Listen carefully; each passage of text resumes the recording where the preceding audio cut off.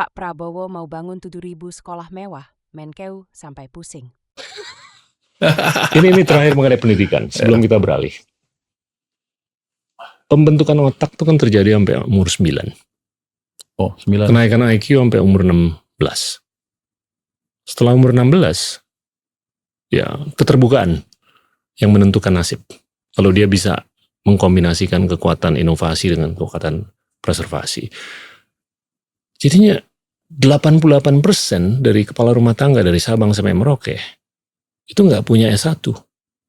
Jadi harapan kita adalah seorang anak begitu naik perahu, naik ojek, jalan kaki, naik motor ke sekolah, dia ketemu dengan guru yang bisa menyuntik ambisi, imajinasi, dan kehokian. Tapi kalau gurunya digaji 2,8 juta, Betul, ini jelek. nah ini gimana nih? Saya ceritain sedikit nih rahasia Presiden Prabowo. Dia mau bikin sekolah terintegrasi. Itu satu sekolah dianggarkan sekitar 300 miliar rupiah. Siap. Itu akan berapa hektar nanti sekolahnya lengkap. Mungkin dari SD sampai SMA kalau nggak salah ya. Itu akan dibuat, tadi gurunya yang jago-jago segala macam di situ. Tahun depan kan akan dibuat pilot project. Kita akan buat 40 sekolah. Itu anggarannya sekitar 12 triliun kita udah siapkan. Itu saya harapkan tadi bisa membantu dari sisi supply pendidikan ke murid-murid yang tadi.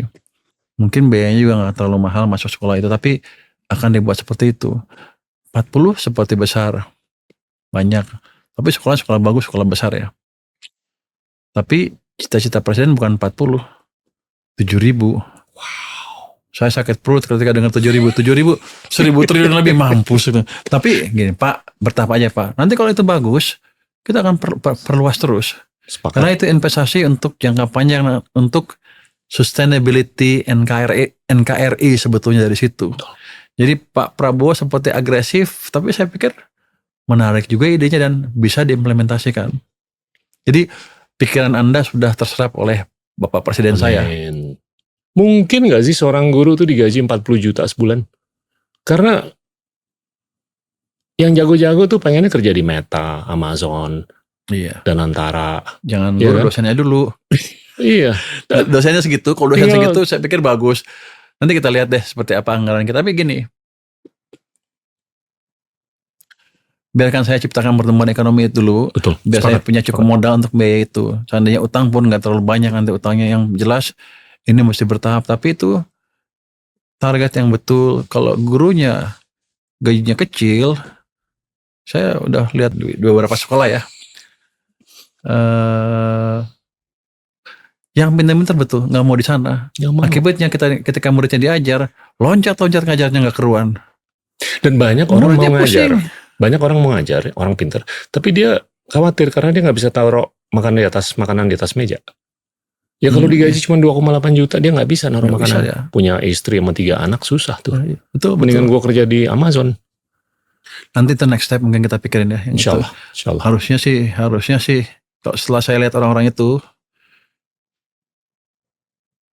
kurang pantas bagi mereka dapat gaji serendah itu.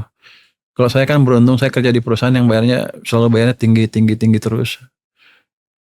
Jadi untuk saya agak nggak terlalu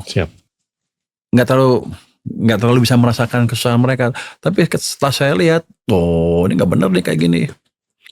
Waktu selama bersih gaji saya gede. Pulang masuk di capital market kan lumayan gede.